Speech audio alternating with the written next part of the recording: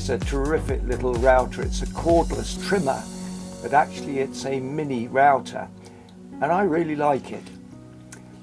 And in this video I'm going to show you how I use the straight fence to cut a rebate and a groove.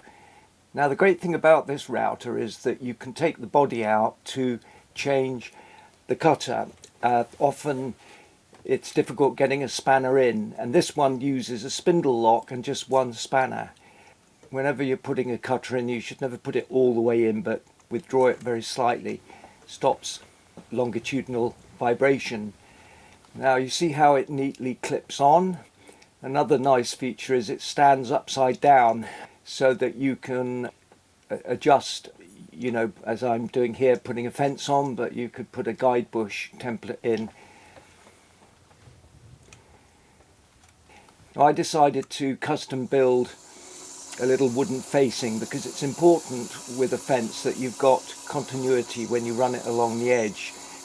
And the little V groove there is to allow for the cutter, because this fence actually doesn't reach all the way to the cutter for some reason, but it is a mini router. You can see how I've got clearance there for the cutter. I'm using a straight cutter.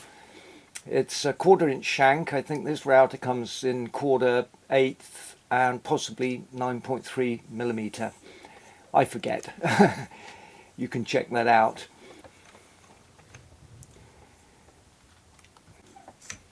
Now I'm setting it to the depth. There's the plunge lock lever, which is quite dinky, and I've used double-sided tape to attach the workpiece on so that the fence isn't fouled by G-clamps or a vise.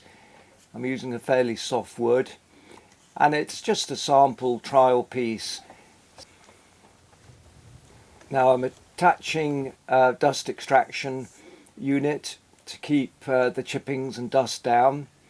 And one thing I've noticed with some manufacturers is that they don't really accommodate for left-handed users, so I'm going to have to turn this round the other way, which means that the plunge lock lever is facing me rather than the other side, but that doesn't matter. I mean, you could argue it's better to have it where you can feel it, but the important thing is that the switch and the plunge lock lever is never more than a finger stretch away, because otherwise the router can wobble all over the place.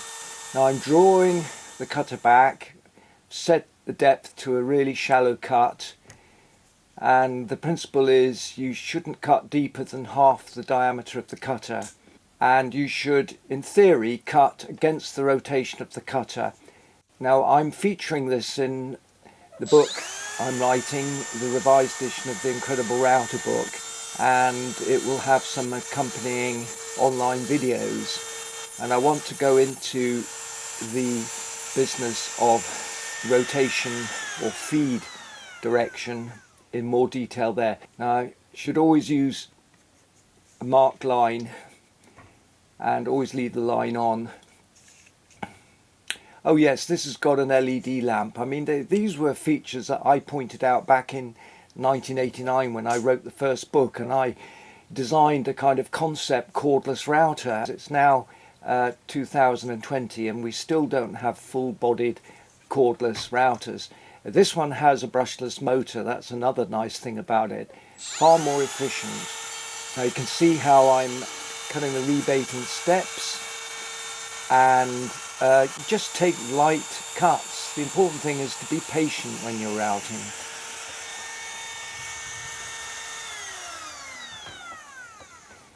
So that's the rebate. Now I'm marking the position for a groove. I'm setting the depth stop.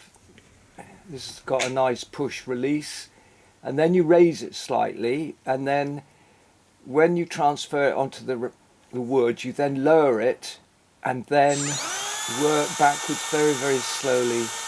Now it's academic whether you're going with or against the rotation of the cutter, because with a groove you're doing both if you think about it. So it counteracts. I think in all the years I've been routing, people have become very pedantic, and of course it is a very precise tool. It's claimed it's accurate to 1/10 of a millimetre, but for heaven's sake, who can see 1/10 of a millimetre? Most people would be hard pushed to see 1/2 a millimetre. And don't forget that wood shrinks and expands by that every day. However, I hope this is useful, and please keep posted on my website for the revised edition of my book, The Incredible Router. Thanks for watching.